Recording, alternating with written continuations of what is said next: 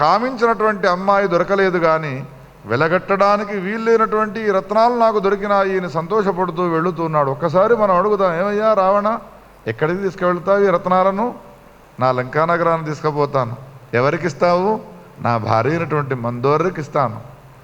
ఇస్తే ఆమె చాలా సంతోషపడుతుంది, నా విషయంలో సంతృప్తిని పొందుతుంది.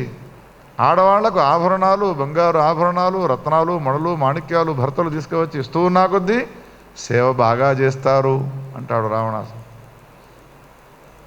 అందుకని స్త్రీలను గౌరవించాలి, స్త్రీలను ప్రేమతో చూడాలి. అప్పుడు ఆ స్త్రీలు భర్తను ప్రేమ గౌరవాలతో చూస్తారు. ఇటువంటి భావం అంకురించినది తీసుకుని వెళ్ళినాడు. దేవతా మందిరంలో ఆ పెట్టెను పెట్టినాడు. వచ్చినటువంటి భర్తకు చక్కగా మృష్టాన్నం పెట్టినది, సంతోషపడ్డాడు. శయ్యను అధిరోహించిన తర్వాత ఆనాడు ఆమె తాంబూలాన్ని అందిస్తూ ఉండగా, ఏమే మండోదరి, నీ సేవకు నేను నితరాం సంతోషపడ్డాను. ఈనాటి విజయయాత్రలో నీ కొరకై ఒక బహుమానాన్ని తీసుకువచ్చినాను, దేవతా మందిరంలో పెట్టినాను. ఏం బహుమానం అండి అని అడిగినది. అది చెప్పితే నీకు అర్థమయ్యేది కాదు, చాలా గొప్పగైనటువంటిది, వెలగట్టడానికి వీల్లేనటువంటిది ఆ బహుమానం. ఈ మాటలన్నా కొద్ది ఇంకా కుతూహలం బాగా పెరుగుతుంది ఆడవాళ్లకు. ఏమిటా బహుమానం? చూడాలి చూడాలి. అయితే చూడుపో. దేవతా మందిరంలోకి వెళ్ళి ఆ పెట్టెను తెరవడానికి ప్రయత్నం చేస్తే తెరుచుకోదు. ఆయన దగ్గరికి తీసుకుని వెళదామని పెట్టెను తీసుకుని వద్దామని లేపితే అసలు కదలదు. పరిగెత్తుకుంటూ వెళ్ళి రావణాసునికి ఈ విషయం చెప్పగానే ఆయన కూడా వచ్చి మండోదరి చూసినట్టుగా తాను కూడా ఆ పెట్టెను కదిలించడానికి ప్రయత్నం చేస్తే ఎంతకు కదలదు. అయినా ఇందులో ఉన్నటువంటి రత్నాలను నీకు ఇస్తానులే అని ఆ పెట్టె యొక్క మూతను తీయగానే 5 రత్నాలకు బదులు మహాందగతి అయినటువంటి మహాలక్ష్మి అక్కడ ప్రాదుర్భవించినది. జగదంబ విశ్వపాలిని మాతాకి. రావణాసుడు అంతఃపురంలో శయ్య పైన ఏమన్నాడు? నీకొక బహుమానాన్ని తెచ్చినాను అని అన్నాడు. ఆ తెచ్చిన బహుమానము బొమ్మనో, లేకపోతే ఆభరణము, ఉంగురాలో, లేకపోతే గాజులో బంగారువి అని అనుకున్నది. కానీ అందాల గత్తైనటువంటి స్త్రీమూర్తి కనిపించగానే ఒక్కసారి ఆవేశం. ఏమయ్యా, నా కోసం ఈ అమ్మాయినా నీవు తీసుకువచ్చినది? నా కొరకు నీవు తీసుకువచ్చిన అమ్మాయి కాదు ఇది, నాకు సవతిని తీసుకువచ్చినావు నీవు అని ప్రారంభం చేసినది. ఆడవాళ్ళు లోకంలో ఏదైనా ఓర్చుకోగలుగుతారు, కానీ ఒక సవతి ఉన్నది అంటే మాత్రం దాన్ని తట్టుకోలేరు. అయ్యో అయ్యో కాదే, నేను రత్నాలనే పెట్టినాను ఈ పెట్టెలో, ఇది ఈమె ఎప్పుడు తయారు ఇక్కడికి వచ్చినదో నాకు తెలియదు ఈయనంటాడు. కాదు కాదు, నీవు నన్ను మోసం చేయడం కోసమని ఈనాటి విజయయాత్రలో ఈమెతో నీవు ప్రేమను పెంచుకున్నటువంటి వాడవి ఎక్కడనో ఉంచక నా మందిరానికే తీసుకువచ్చినావు, నా అంతఃపురానికే తీసుకువచ్చినావు, ఎంత మోసం చేసినావు అని ఏమంటుంది. చివరికి తదాసా లజ్జితా గత్వా, ఒక్కసారి మళ్ళీ తేరిపార చూసినది మండోదరి. చూస్తే ఆ మండోదరికి ఎట్లా కనిపించినది అని అంటే భయంకరమైనటువంటి రూపంతో కనిపించినది. ఆ వచ్చినటువంటి స్త్రీ కేవలం తనను మాత్రమే నాశనం చేయడం కాదు, తన భర్తను నాశనం చేస్తుంది, తన వంశంలో ఉన్న వాళ్ళందరినీ నాశనం చేస్తుంది అన్నంత భయంకరాకారంగా కనిపించినది. రావణాసునికేమో మహాలక్ష్మి వలె కనబడుతున్నది, చాలా సౌందర్యవతిగా కనబడుతున్నది. మండోదరికి మాత్రము ఒక భయంకరమైన రాక్షసిగా కనబడుతున్నది. కూరలు వెంట్రుకలు విరబోసుకొని నల్లటి రూపంతో కూడుకొని ఎర్రని కళ్ళతో కూడుకున్నటువంటిది కనిపించగానే 2 చేతులు జోడించి రావణాసునితో అంటున్నది, రావణ, ఏమండి, మీరు తక్షణం ఈ అమ్మాయిని తీసుకుని వెళ్ళి ఎక్కడి నుండి తెచ్చినారో అక్కడ వదిలి రండి. ఒకవేళ మీరు ఆ పని కనుక చేయకపోయినట్టయితే మన లంకారగణం అంతా కూడా నాశనం అయిపోయేట్టుగా ఉన్నది ఈమె వలన. ఈ మాటను వినగానే మంత్రులను ఆహ్వానం చేసినాడు, పిలిచినాడు. హే మంత్రులారా, ఎక్కడి నుండి నేను ఈ అమ్మాయిని తీసుకొని వచ్చినానో పుష్పక విమానంలో ప్రయాణం చేస్తూ అక్కడికి తీసుకువెళ్ళి ఈ అమ్మాయిని వదిలిపెట్టిరండి. మండోదరి ఒక క్షణం కూడా ఇక్కడ ఉంచవద్దు అని అంటూ ఉన్నది. రావణాసునికి అప్పుడు మండోదరి చెప్పే మాటలు వినేటువంటి సమయం అది. కొన్ని కాలాలు అట్లా ఉంటాయి. భార్యలు చెప్పేటువంటి సమయం ఉంటుంది భర్తలకు, చెప్పితే వింటారు. దశాస్య పత్ని తానాహ కార్యా భూమిగతాత్వియం. ఆ మంత్రులు అమ్మాయిని పెట్టెలో పెట్టి మోసకపోతూ ఉంటే అప్పుడు మండోదరి మంత్రులతో అన్నది, అమ్మాయిని ఎక్కడి నుండి తీసుకువచ్చినాడో రావణాసురుడు అక్కడనే నేలపైన వదిలిపెట్టి రాకండి, అక్కడి ప్రాంతంలో నేలను తవ్వి పాతి పెట్టి మరీ రండి, మళ్ళీ బయటికి రాకుండా ఉండేట్టుగా. ఆమె బయటికి రాదు, నా రాజ్యం సుస్థిరంగా ఉంటుంది. ఆమె బయటికి రాదు, నా భర్త ఆరోగ్యంగా ఉంటాడు, క్షేమంగా ఉంటాడు. అందుకని నేను చెప్పిన మాటను మీరు పెడచెవిన పెట్టకుండా తీసుకువెళ్ళి నేలలో ఈమెను పాతి పెట్టరండి. ఈ మాట లోపల ఉన్నటువంటి ఆమె విన్నది. తలుపు తీసుకొని ఆమెతో అంటున్నది వెళ్ళే సమయంలో, ఏమమ్మా, నన్ను తీసుకుని వెళ్ళి నేలలో పాతి పెట్టి రమ్మని అంటున్నావు కదా, ఇప్పుడు వచ్చిన నేను వదిలిపెట్టి వెళుతున్నాను, కానీ మళ్ళోసారి నీ సమీపానికి వస్తాను. వచ్చినప్పుడు మాత్రం నిన్ను, నీ భర్తను, నీ బంధువులను, నీ లంకా నగరాన్నంతా కూడా నాశనం చేసి వెళ్ళిపో, ఇంతవరకు మాత్రం నేను విడిచిపెట్టను అని మూత వేసుకున్నది. ఈమె పీడ ఎప్పుడు విరగడవుతుందా అని ఆమె తొందరగా వెళ్ళండి అని ఆదేశం జారీ చేయగానే మంత్రులు ఆమెను తీసుకుని వెళ్ళి ఎక్కడైతే ఈ యజ్ఞగుండంలో ఆమె కనిపించినదో రావణాసునికి అక్కడ నేలను బాగా తవ్వి ఆ నేలలో పాతి పెట్టి వీళ్ళు వచ్చినారు. ఊపిరి పీల్చుకున్నాడు రావణాసురుడు. ఈ విషయాన్ని విన్న తర్వాత చాలా కాలం గడిచిపోయినది. ఆ సమయంలో జనక మహారాజు గారు రాజ్యాన్ని పరిపాలన చేస్తూ ఉన్నాడు. ఒక బ్రాహ్మణోత్తముణ్ణి పిలిచి ఏదో ఒక పుణ్యకాలం వచ్చినది అని భావించి 10 ఎకరాల జాగను దానం చేసినాడు. స్థలాన్ని, భూమిని దానం చేసినాడు బ్రాహ్మణునికి. బ్రాహ్మణుడు తపోనిరతుడు, యజ్ఞాగాది క్రతువులు ఆచరించేటువంటి దిశలో ఆయన ప్రయాణాన్ని కొనసాగిస్తున్నటువంటి ఆయన ఈ 10 ఎకరాల భూమిని ఎట్లా దున్నుతాడు? అందుకని ఒక రైతును పిలిచి ఈ భూమినంతా కూడా నీవు సేద్యం చేసుకోరా అని అప్పచెప్పినాడు. కాలం గడుస్తున్నది. ఇంతలో ఒకనాడు నాగలితో భూమిని దున్నుతూ ఉండగా ఆయనకు నాగలి ముందుకు వెళ్ళడం లేదు. నాగలిలో ఉన్నటువంటి ఎందుకు ఇది ముందుకు వెళ్ళడం లేదు అని తవ్వి చూడగా అందులో ఒక పెట్టె కనిపించినది. ఈ పెట్టె నిండా బంగారు కాసులు ఉండవచ్చును అని భావించి, అది సత్యకాలం కదా, పెట్టెను మోసుకొని వచ్చి బ్రాహ్మణునికి అప్పచెప్పినాడు. అయ్యా, నీవు ఈ పొలాన్ని చూసుకోమని నాకు ఇచ్చినావు, ఇందులో బంగారు కాసులు ఉండవచ్చును, ఇది నీవు తీసుకో అని ఇచ్చినాడు. అంటే ఆ బ్రాహ్మణుడు అన్నాడు, పొలాన్ని దున్నమని నీకు ఇచ్చినాను, అందులో ఏది వస్తే అది నీకేరా, నాకెందుకు అని ఈయనన్నాడు. పొలమును చూసుకోమని అన్నావు కానీ ఇది నాకు అవసరం లేదు, ఇది నీవే తీసుకో అని ఆయన అన్నాడు. ఇవాటి కాలంలో అయితేనా ఇటువంటి బంగారు పెట్టెలు దొరికితే ఏమి దొరకలేదు అని అంటాడు, నాదేరా బంగారు పెట్టె అని భూమివాడు అన్నా కానీ మన ఇద్దరికి ఎందుకు ఈ పేచీ అని భావించి జనక మహారాజు గారి సమీపానికి వెళ్ళినారయ్యా, నీవిచ్చినటువంటి ఏ భూమి ఉన్నదో ఆ భూమిని దున్నుతూ ఉండగా అందులో నుండి పెట్టె వచ్చినది.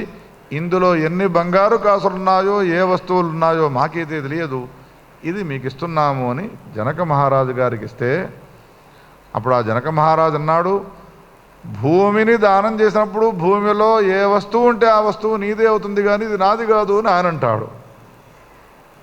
లేదు లేదు, నీవు భూమిని మాత్రమే దానం చేసినావు, భూమిని దానం చేసే సమయంలో సంకల్పంలో ఇందులో ఏ ఏ వస్తువు ఉంటే అది నీకు ఇస్తున్నాను అని సంకల్పం చేయలేదు కాబట్టి ఈ వస్తువు నీది, భూమి నాది అని ఈయనంటాడు. కోలాహలం బయలుదేరినది.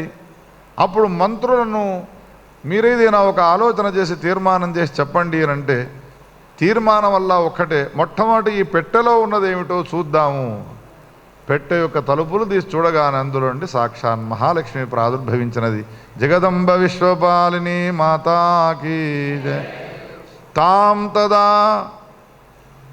ఉద్భటయామాస దూతైర్నృపసి సత్తమః తస్యాం దృష్ట్వా బాలికాంతు విస్మయం ప్రాప పార్థివ.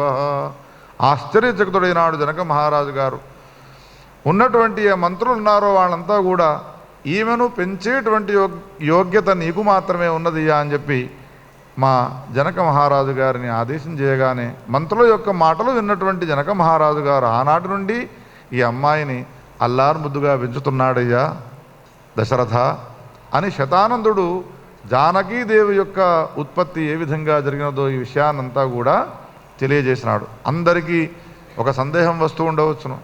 రామాయణం విన్న సమయంలో జనక మహారాజు గారు యజ్ఞ నిమిత్తమై నాగలిని దున్నుతుండగా నాగటి చాలుకు దొరికినదిగా ఆ కథ రావడానికి బదులు ఈ కథ చెప్తున్నావు అంటే ఇది నేనో నువ్వో చెప్పే కథ కాదు, ఇది వాల్మీకి చెప్పే కథ.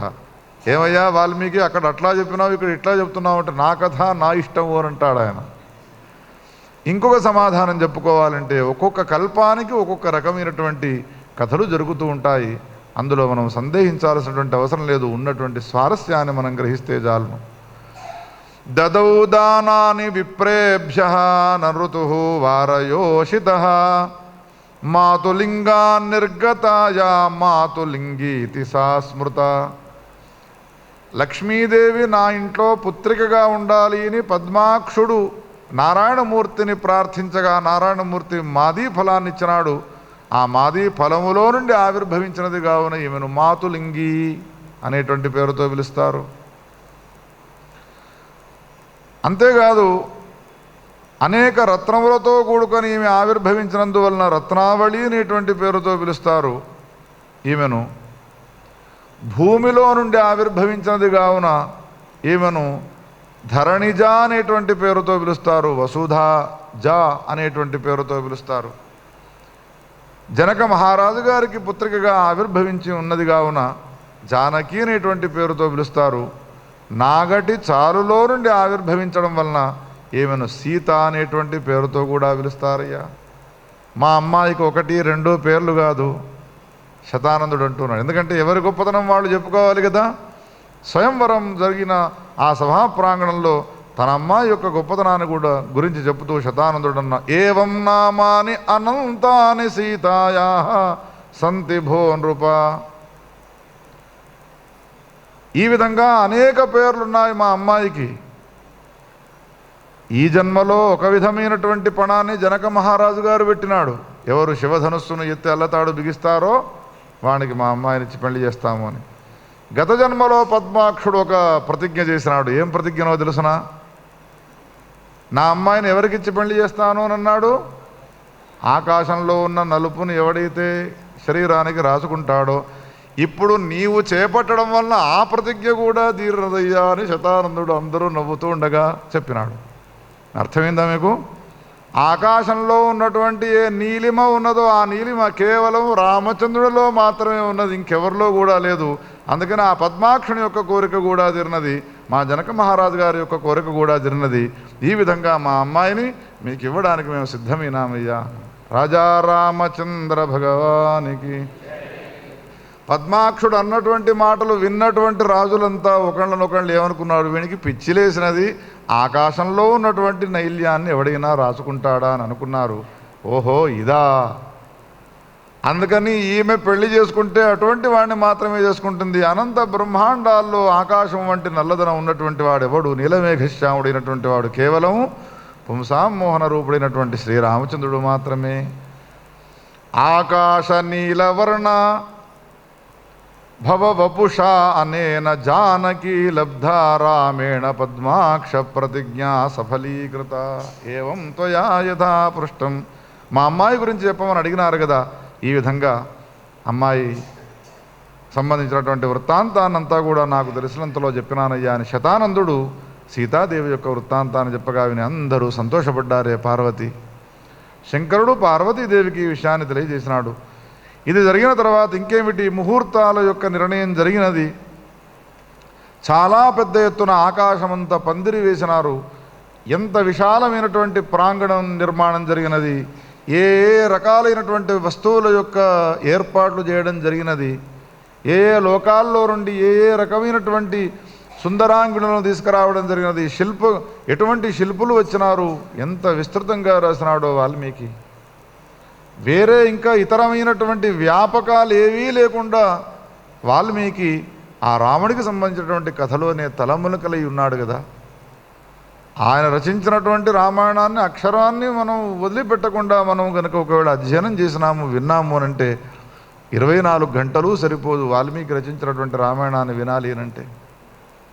విశాలంగా రాసినాడు, కళ్ళ గట్టినట్టుగా ఆకాశమంతా పందిరి వేసి నీళ్ళంతా కూడా పీటలు వేసినటువంటి వాడు ఎక్కడ చూసినా హరిద్రా కుంకుమాలిప్త చరణారేజిరే అంగణే వశిష్ఠో బ్రాహ్మణీర్యుక్తో రాజ్ఞా రామాదిభిర్ముద. ఆ పక్కన కులగురు అయినటువంటి వశిష్ఠుల వారు అనేక మంది శిష్యవర్గాన్ని తీసుకున్నటువంటి వాడి అటు ప్రాతినిధ్యాన్ని వహిస్తూ ఉన్నాడు. జనక మహారాజు గారి పక్కన అనేక మంది శిష్యవర్గాన్ని వెంట ఉంచుకున్నటువంటి వాడు అమలాత్మలు విజ్ఞాన ఘనులు అయినటువంటి ఋషివర్యులందరినీ కూడా వెంట పెట్టుకున్నటువంటి వాడు శతానందుడు ఇటుపక్కన ఉన్నటువంటి వాడి కార్యక్రమాన్ని ఆరంభం చేసినారు. అత్యంత వైభవంగా కార్యక్రమం జరుగుతున్నది. ఎదురుకోళ్ళు జరిగిపోయినాయి. ఆ తర్వాత వైభవంగా సీతామహాసాధ్వి రావడానికి పూర్వము రామచంద్రుల వారిని వేదికపైకి తీసుకుని వచ్చినారు. రామచంద్రుల వారికి మధుపర్క విధానాన్ని అనుసరించి చక్కగా ఆ కార్యక్రమాన్ని ముగించినాడు జనక మహారాజు గారు. తతః పూజాం వధూనాంచ ముదా దశరథో నృప. ఏకకాలంలో 4 మంటపాల యొక్క నిర్మాణం జరిగిపోయినది. నలుగురు కూడా వరులు వచ్చి కూర్చున్నారు. అందరికీ కూడా ఏకకాలంలో మధుపర్క విధానాన్ని అనుసరించి చక్కగా పూజలు చేయడం జరిగినది. అలంకారాలు చేసుకున్నటువంటి అమ్మాయిలంతా కూడా సిగ్గుపడుతూ మంటపాల్లోకి వస్తూ ఉన్నారు. మేనమామలు తీసుకొని రాగా తెరను అడ్డుగట్టినారు. తెర చాటులో ఉన్నటువంటి రామచంద్రుడు సీతామహాసాధ్వి యొక్క రూపాన్ని చూడాలనేటువంటి కుతూహలంతో కూడుకొని ఉన్నాడు. ఎంత చక్కని కల్పన చేసినాడు విశ్వనాథ సత్యనారాయణ. జీవుని హృదయంలో అటువంటి భావ తరంగాలు ఉండాలి, కానీ ఆ ప్రభు అయినటువంటి రామచంద్రుడే వాటన్నిటిని బయటికి తీస్తాడు.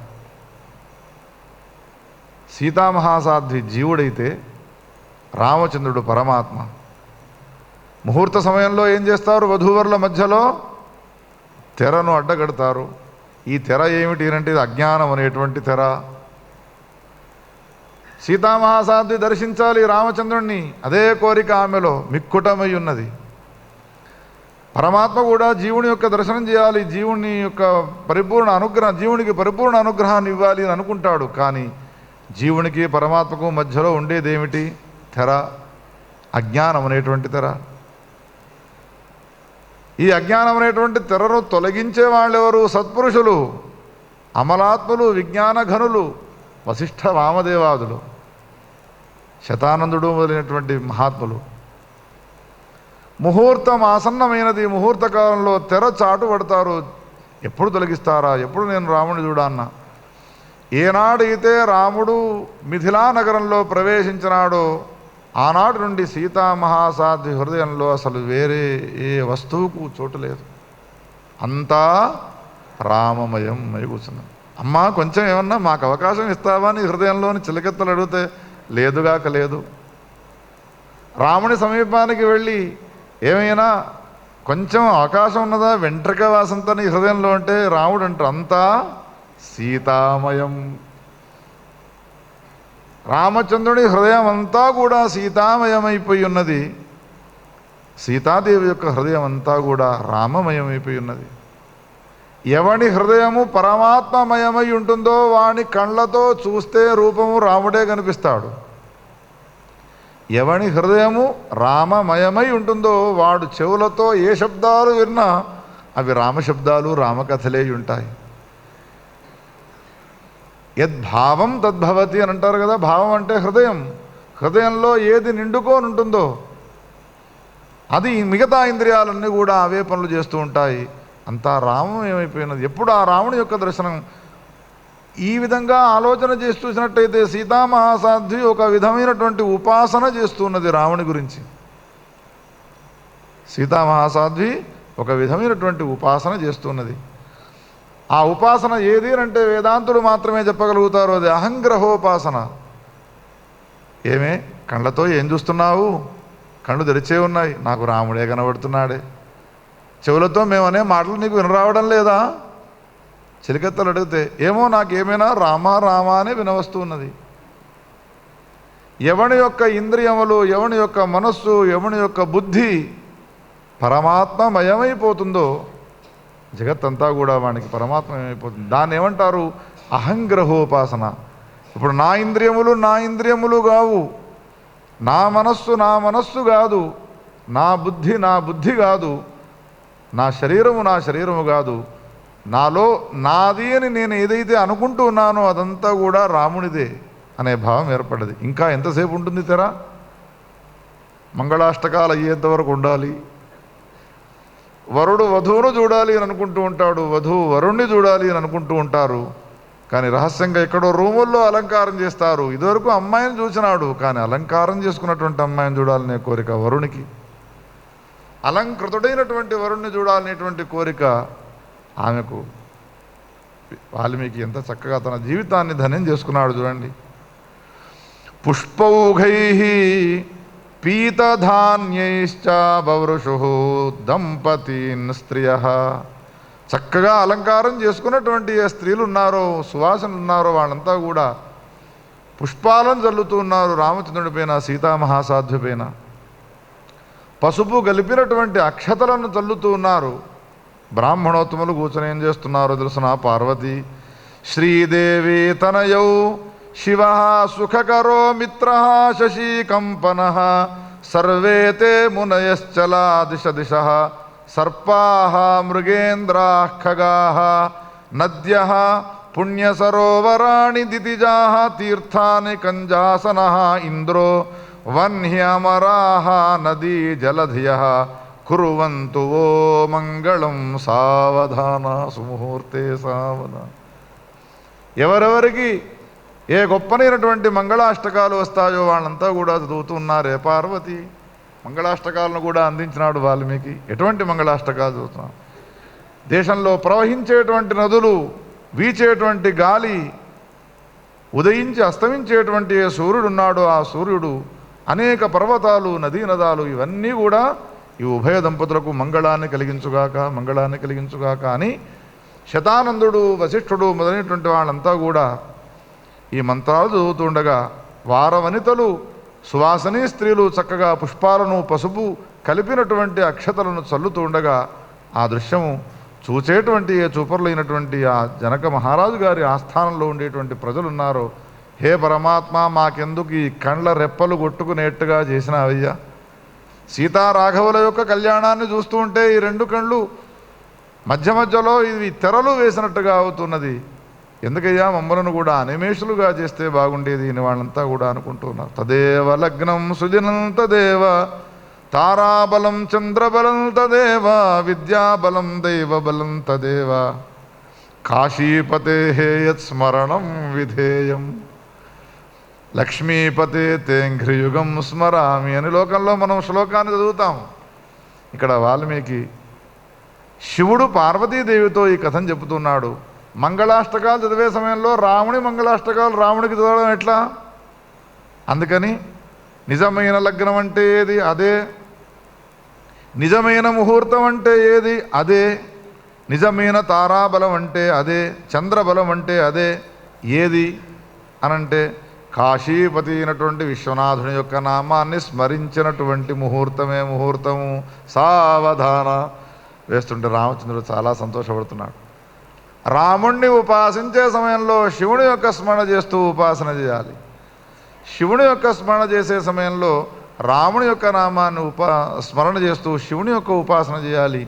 అప్పుడు శంకరుడు సంతోషపడతాడు. ఏవం మంగళశబ్దైశ్చ మహావాద్య పురస్సరం తేషాం అంతఃపటాన్ ముక్త్వా ఓం పుణ్యోస్తు ఇత్యూచు గురు. సమయం ఆసన్నమైంది. జీలకర్ర బెల్లం పెట్టడానికి సిద్ధమై ఉన్నారు. సీతామహాసాధ్వి జీలకర్ర బెల్లాన్ని పెట్టుకున్నది. రామచంద్రుడు జీలకర్ర బెల్లాన్ని పెట్టుకున్నాడు. అంతఃపటాన్ని తొలగించడమే ఆలస్యం. ఉభయులు ఏకకాలంలో జీలకర్ర బెల్లాన్ని పెట్టుకున్నారు. అయం ముహూర్త సుముహూర్తోస్తు. రాజా రామచంద్ర భగవానికి. ఈనాటి కాలంలో వేదికలపైన ప్రశాంతంగా పెళ్లి జరుగుతూ ఉంటే జీలకర్ర బెల్లం పెట్టే సమయం ఆసన్నమైనది అంటే చాలు అమ్మాయిలు పరిగెత్తుకుంటూ వస్తారు. నువ్వే మొదలు పెట్టాలి, నువ్వే మొదలు పెట్టాలి జీలకర్ర బెల్లం. అబ్బాయికి సంబంధించిన స్నేహితులు వచ్చి వాళ్ళు అంటారు, లేదు లేదు మీరు నువ్వే పెట్టాలరా అని వీడిని ప్రోత్సహిస్తూ ఉంటారు. ఒకనాడు నేను అడిగినాను, ఏమమ్మా ఎందుకు ఈ విధంగా పోటీ పడి మీరు పెట్టిస్తున్నారు అని అంటే వాళ్ళు ఏం చెప్పినారు అంటే, అమ్మాయిలు జీలకర్ర బెల్లాన్ని అమ్మాయి అబ్బాయి నెత్తిపైన పెట్టిందనుకోండి జీవితాంతం వానికి బానిసై ఉంటుంది. మీరెందుకురా పరిగెత్తుకుంటూ వచ్చి ఈ పని చేస్తున్నారు అని అంటే, వాళ్ళనంత మాత్రం మేము ఊరుకుంటామా? మా పిల్లవాడు కనుక జీలకర్ర బెల్లం అమ్మాయి పైన పెట్టినదనుకో జీవితాంతం ఆమె ఈయనకు బానిసై ఉంటుంది. ఏ శాస్త్రకారులు కానీ ఏ ఆచార్యులు వర్లు కానీ జీలకర్ర బెల్లం నెత్తిపైన పెడితే వీనికి వాడు వశమై ఉంటాడు అని చెప్పలే. అయితే నేను కూర్చుండబెట్టి ఒక మాట చెప్పిన, నాయన భార్యాభర్తలు బాగా పొట్టాడుకుంటూ ఉంటారు. అప్పుడు ఏం చేయాలి? రాత్రిపూట భర్త నిద్రపోతున్న సమయంలో జీలకర్ర బెల్లం తీసుకువచ్చి నెత్తిపైన పెట్టండి. తెల్లవారు నుండి వింటుందా అది? భార్య నిద్రపోతున్నప్పుడు భర్త కూడా తీసుకువచ్చి నెత్తిపైన పెట్టినాడు అనుకో, ఇవన్నీ వట్టె మాటలు. అసలు జీలకర్ర బెల్లం పెట్టడంలో తాత్పర్యం ఏమిటి అంటే, మంటప మధ్యంలో వేద మంత్రాలు చదువుతూ ఉండగా బంధువులంతా కూడా ఉంటూ ఉండగా అమ్మాయితో వివాహం నిశ్చయమైనది అన్న తర్వాత వరుడు వచ్చి ఆ అమ్మాయి యొక్క సౌందర్యాన్ని చూడగానే ఒక్కసారి వాని శరీరంలో తాపం ఆవిర్భవిస్తుంది, వేడి పుడుతుంది. ఆ వేడి తలదాకా వచ్చి తల బాగా దిమ్మెక్కినట్టు అవుతుంది వధువుకు కానీ వరునికి కానీ. అందుకని శాస్త్రకారులు ఏం చెప్పినారు అంటే, జీలకర్రతో కూడినటువంటి బెల్లాన్ని కనుక నెత్తిపైన పెట్టామనుకోండి వేడిని చల్లారుస్తుంది. అందుకని ఇది విన్న తర్వాత మనం కూడా వేడి ఎక్కినదనుకోండి తలనొప్పి అమృతాంజనం పూసుకో అవసరం. జీలకర్ర కలిపినటువంటి బెల్లాన్ని నెత్తిపైన పెట్టుకుంటే చాలు చల్లబడుతుంది అని శాస్త్రం. ఇంకో ప్రశ్న కూడా మనం వేయవచ్చును పోటీదారులను గురించి. ఏమిటి అంటే, అమ్మాయి అధీనంలో అబ్బాయి ఉండని, అబ్బాయి అధీనంలో అమ్మాయి ఉండని, వాళ్ళ సంసారం బాగుపడుతుంది. మరి మీరెందుకు పోటీ పడడం? ఎవరికి ఎవరు అధీనంలో ఉంటే ఏమిటి? వాళ్ళ సంసారం బాగుంటుంది కదా. ఇది విన్న తర్వాత కొంతమంది పురోహితులు ఏం చేస్తారంటే, మీరు కాదు ఇద్దరు సమానంగా పెట్టుకోండి జీలకర్ర బెల్లం అని సమానంగా పెట్టిస్తారు. శ్రీరామచంద్రుడు ఈ విధంగా జీలకర్ర బెల్లాన్ని పెట్టినాడు. ఏవం తాసాంతే పాణిగ్రహ విధానం విధిపూర్వకం లాజాహోమాదికం సర్వం చక్రుహు మంగళపూర్వకం. లాజాహోమం జరిగినది, కార్యక్రమం అంతా కూడా చక్కగా జరిగినది. బాగా ఆకళ్ళు అవుతున్నాయి, అందరూ కూడా భోజనాల్లోకి వెళ్ళినారు, చక్కగా భోజనాలు చేస్తున్నారు మడిగట్టుకొని. జనక మహారాజు గారి యొక్క భార్య సుమేధాదేవి ఆమె అందరికీ వడ్డనలు చేస్తున్నది. మారుబంతులు జరుగుతున్నాయి. సీతారాఘవులు ఇద్దరు కూడా ఆ దృశ్యాన్ని కళ్ళారా చూస్తున్నారు దేవతలంతా కూడా. ఎంత మన జీవితం ధన్యమైనది. నోరారా చెబుతున్నటువంటి కథను శంకరుడు చెబుతూ ఒక మాట అన్నాడు పార్వతీదేవితో, శ్రీరామ సమవాప్య భూమితనయాం ఆద్యాం జగత్స్వామినీం సర్వాత్మా వరహేతు సుందరతను కారుణ్యపూర్ణే క్షణ. జగత్స్వామిని అయినటువంటి ఆ భగవతి రాజరాజేశ్వరి సీతామహాసాధ్యని భార్యగా పొందినటువంటి రామచంద్రుడు పరిపుష్టాంతరంగుడైనాడు. ఆయన హృదయం అంతా కూడా నిండుకోనున్నది. సామాన్యంగా లోకంలో జీవుల యొక్క పరిస్థితి ఎట్లా ఉంటుంది అంటే, గులాబ్ జామున్ తిన్న తర్వాత కాకినాడ కాజా తినాలి అని అనిపిస్తుంది. కాకినాడ కాజా తిన్నాడు అన్న తర్వాత జిలేబీ తినాలి అని అనిపిస్తుంది. కానీ ఏ కోరిక మన హృదయంలో నిండిపోయిన తర్వాత ఇంకొక కోరికకే అవకాశం ఉండదు. ఏమయ్యా నువ్వు పెళ్లి చేసుకున్నావు, అమ్మాయి బాగుందా అంటే బాగానే ఉంది, కొంచెం కళ్ళు ఒక్కటి బాగుంటే బాగుండేది, అంతా బాగానే ఉన్నది. ముక్కొక్కటి బాగుంటే బాగుండేది. రామచంద్రుని సమీపానికి వెళ్ళి అడుగుదాం, ఏమయ్యా నువ్వు పెళ్లి చేసుకున్నావు, అమ్మాయి ఎట్లా ఉన్నది? నా హృదయంలో నేను ఏ విధంగా ఊహించుకున్నానో ఏ ఒక్క వంక లేదు, ఇంకొక దాన్ని అపేక్షించే అవసరం లేకుండానే నాకు ఆమె దొరికినది అని అంటాడు. విద్యుద్వర్ణ విరాజమాన వసన స్త్రైలోక్య చూడామణి. ఆమె జగత్స్వామిని అయితే ఈయన త్రైలోక్య చూడామణి. శోభామాప జగత్రయేప్యనుపమాం ముక్తా విరాజద్గల. ముత్యములతో తయారు చేసినటువంటి పూలమాలలు వేసుకున్నారు ఉభయులు కూడా. ఆ సింహాసనం పైన కూర్చునుంటే వాళ్ళ అందం ఎంత గొప్పగా ఉన్నది. ప్రతి క్షణానికి వచ్చి దృష్టి తీసివేసేవాళ్ళు వేస్తున్నారు. దృష్టి దోషం దాకుతుంది వీళ్ళకు అని. ఎన్నిసార్లు తీస్తారమ్మా దృష్టి దోషం? ఏమో ఈ పిల్లల్నిద్దరినీ చూస్తూ ఉంటే అందరి కళ్ళు ఒకేలాగుండవు కదా. ఈ విధంగా వివాహ మహోత్సవం జరిగిన తర్వాత జనక మహారాజు గారి ఆస్థానంలో నెల రోజులు ఉన్నారు. ఏమండి బావగారు మీరు అప్పగింతలు ఎప్పుడు చేస్తారో మేము అప్పుడు వెళ్ళాలి, అక్కడ కూడా మహోత్సవం చేసుకోవాలి, అయోధ్య నగరం. ఉండండి బావగారు ఇప్పుడైనా వెళతారు. అమ్మాయిని వదలాలి అంటే వదిలే పరిస్థితి లేదా ఆయనకు. నిజానికి జనక మహారాజు గారు